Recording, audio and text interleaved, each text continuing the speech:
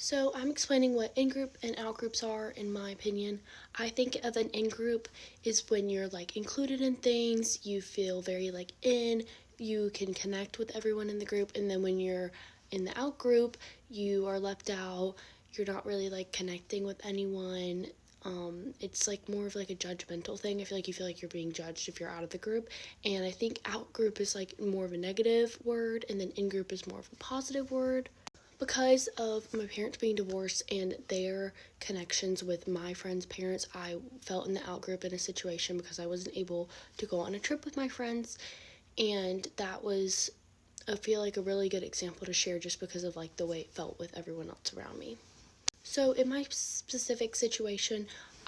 in the summer, my friend Sophia owns a house in Florida, and all of my friends got to go, but I was with my dad that week, and my parents switched on and off from mom to dad, and my parents are really the only ones that are divorced, and my dad really doesn't have a good relationship with any of my friends' parents just because of like my mom's best friends with them, and my dad and my mom don't get along very well, and so he didn't let me go to Florida, but all of my best friends do, and we had a group of like 8 of us, and I was the only one that couldn't go. I felt very left out and like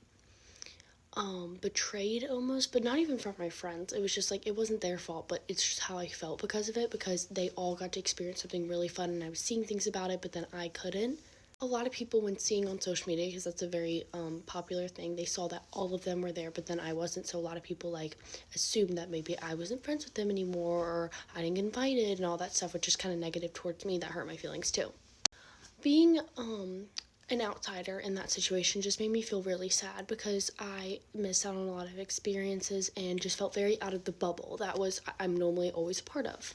I found a website called Young Minds, and it's like a mental health website, and they had a page about what are you feeling when you're left out, and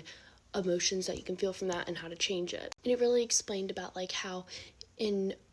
our minds and stuff, we perceive things in a way that other people don't. So sometimes when we are in the out group, we think it's much worse than how it is in the in group. But really, no one else is thinking that you're in the out group. You just think so because of your feelings.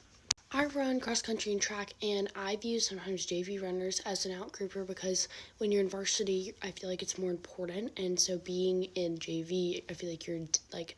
more devalued, and I think of those as I thought of it as a very negative thing, being in that out group in like my mind of being JV and not varsity. I really, after reading and like understanding all this, I really don't like the fact that there is an in group and an out group, and I hope that when people think about or like leave someone out and I think they should think about like the repercussions of doing that and how the other person might feel that's not in the in group and how it's not nice.